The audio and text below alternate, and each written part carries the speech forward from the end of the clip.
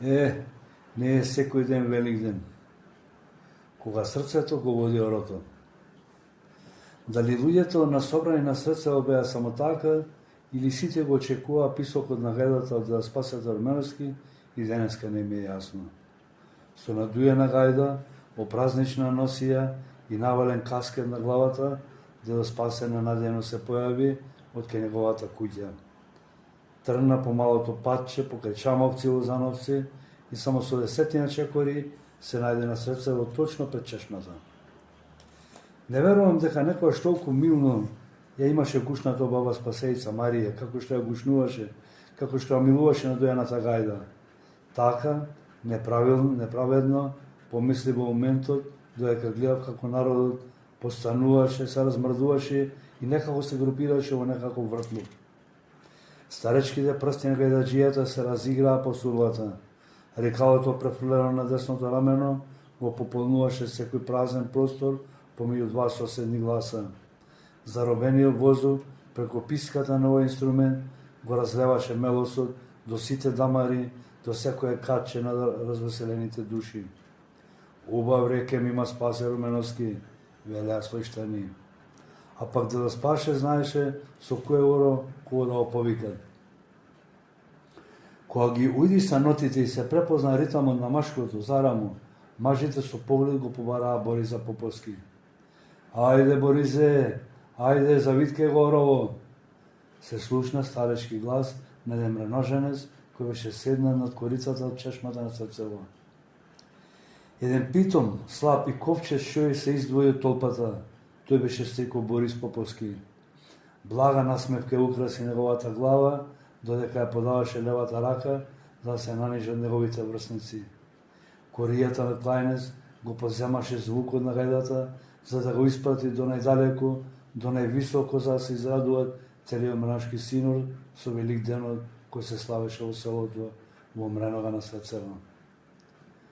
Борис застана пред чешмата, се исправи како пушки и го впери погледот некаде високо, некаде над Ролеско, можеби повисоко некаде на Грнчари. Тој знаеше и без да се заврте налево, дека долга е низата која ја направи неговата испружена лева рака. Да спасе, само ја дополнуваше, само ја надуваше гајата, која го повикуваше Бориса Поповски да го поведи танецот, да го започне машкото оро зарамо. Какви мисли му поминува низ главата на овој прекрасен човек, загледан во планината и закуван на самото место?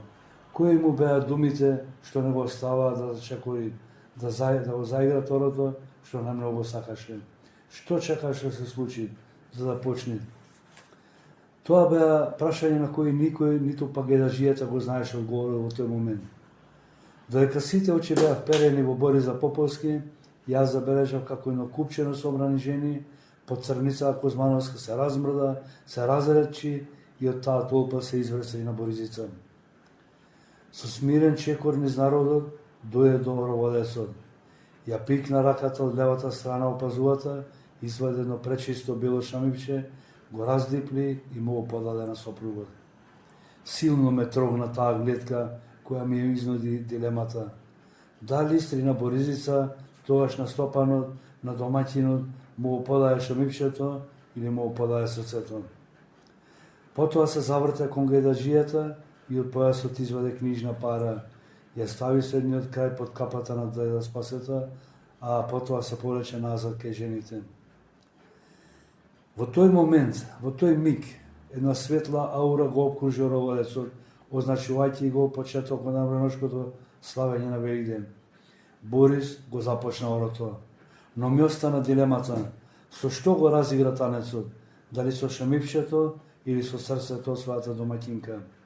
Пред да се чекори Борис, се заврте налево, се испули во долгиот синџир наредени играорци и високо крена десната рака со шамипчето, правејќи кругови. Толку високо што помисли дека посака да го фатити небото, да го симнити сонцето за и тоа да биде дел од орото. Потоа ја спушти пред себе раката со шамипчето, заманувајќи во некако полукруг, како да сакаше да го раштици сред селото низ кое требаше врви танецот. Одново разгира шамипчето, ја прекрасти левата нога преку десната и клекна ниско, многу ниско, за да ја почувствува прашината на нашето срцево. Дедо Спасе ја пристегна гајдата клекнувајќи на едното колено пред Борис Поповски, за да му биде што поблизу тој ритам од неговото оро, машкото заравно орото на Борис Поповски. Никој не можеше така да го изигра. Никој не можеше тој ритам од тоа оро така да го претвори во стросан и хармоничен чекор како стеко Борис. И денеска пред мене го гледам тоа растегната низа прекрасни возрастни мреножени. Еден долг формиран синџер, спремен и во очекување да го заследат чекорите на ороводецот. Стеко Борис, само што го поведе танецот, се исправи со целиот бој, ненадејно ослободи левата рака, а десната со белото шамивче ја издигна високо, вртејќи кругови. Како пергил се заврте и одново клекна на левото колено, а десната нога испружи во насока кон средно мало, кај што му беше и куќата. Војко Живко Руменовски, ваѓајќи го шишето од пазумарката се приближи до ороводецот и му го подаде полното шише со мреношка ракија. Борис прв требаше да ја проба, сливовицата и шишето да го проследи по текот на целиот танец. Ракијата уште повеќе разгалуваше душата на ораџиите.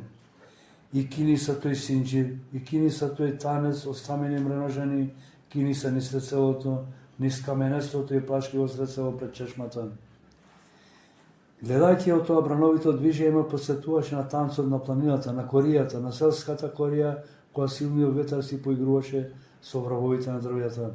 Така тој синџир се луваше под ритамот на гајдата, некој па позабрзано напред, па побавно назад, но никако да се скини. Поднаведнато, па одново гордо исправено. Кој знае со што уште немаше да го споредува поистоветува морото, ако еден друг убав мелост не ми го влечеше вниманието на другиот крај со целото.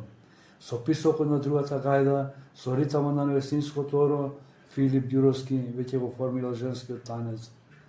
Еве и мајка на оро, одма до трајкојца, која го водеше танецот. Тоаш ми дојде на ум реченицата што татко ја повторуваше. Абе, руменовска работа, нема оро на срцево без велика моја. Мајка ми велика, мој ќерка на Спасе Руменовски гедаджијата. А јас во тој миг восхитен од орото, само што не извикав на сиот глас. Колку убава гледка, каква видлива среќа и весел дух на овие измачени мои соселани. Нејасно ми беше и тоаш, а и сега. Како овој ден на овие луѓе откорени ми го менуваше ликот.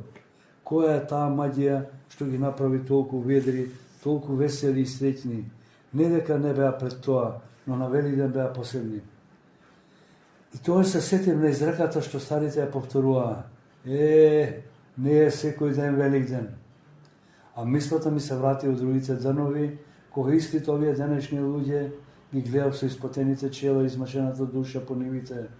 Овие разиграни мажи секојдневно ги гледав по планината како дрвари и ќумурџии. Ги гледав како измачени рудари, орачи и косачи. Овие разиграни млади и возрастни жени и моми беа истите оние жртварки на големата жега низ полето. Тоа беа оние испотени лица на копачките на пченките и гравовите на собирачите на сено и прекос по мреношките ливаѓи. Занесен во таквата размисла, жалам што не видов како Стико Борис го заврши орото. Но и после празникот, уште многу долго време се раскажуваше неизмерено како Борис го изиграл мреношкото орозара, машкото орозарамо на Великден. Од раскажувањето на мреножани, разбрав дека орото долго траело и дека Дедо Спасе мајсторски го везел, а пак Стико Борис никако да се измори. Тука немало победник. Борис сепак крајот го направил сличен на почетокот. Дедо Спасе со стисокот на гајдата го трошил и последниот заробен воздух. Гајдата само што не молкнала, кога ороводецот бил на истото место кај што почна орото, точно пред чешмата. Борис застанал, го запрел танецот, ја прекрстил левата нога преку десната и високо ги кренал сега двете раце. Во десната рака го имал белото шамивше, а во левата го држел веќе празното шише без ракија. Потоа смирено си оздипил шамивчето, меѓу двете дланки го испеглал и го ставил од левата страна во пазувата. Кога погледнав во новиот танец, Дедо Спасе веќе го тераше беранчето, а јас и да не погледнев, ќе знае дека тоа оро го води или Танаско, или Стојан Воденичарот. Но овој пат беше Стојан, онака дотеран со палари и вратоврска. Беранчето беше неговото оро, но истото беше и оро на Танаско. Никој не можеше да донесе суд кој подобро можеше да го изигра. Велиден беше магија што ги преобразуваше луѓето. Пред Велиден и по Велиден ги гледав измачените, исплатените, изгорените лица на мраношките жени, придружени со српот и мотиката или вилата. Секој ден ги гледав рапавите раце на мраношките мажи кои цврсто ја држаа секирата, косата или плугот по нивите. На Велиден не беа истие тие мои соселани и соселанки. Тоа беа ни насмеани, невестински или момински лица, променети во градска или пак во преубава горносарска носија, со најубави и најбогати стремени везови. Со бели гушарини префрлени шамии, со многу мониста по рабовите. Невестите од невестинските копчези ги има извадено најшарените, најубавите чорапи, со тенката плеѓа им беа подврзани под колената. Убавата насмевка на тие лица беше само дополнителен декор и убавина на празникот. А рапавите раце на мрножени денеска беа на нежната зафатка на шишето, на паучето со ракијата, која кружеше за да го збогати веселиот дух на големиот празник. Ведрината и питомоста на тие лица беа достојни за лик на светец, секој во својот дом. Домаќини и стамени луѓе се мреножени, често ќе речеше до Петре Пајка. Ете, тоа е магијата на великиот Велиден, секаде па и во мојата мренога.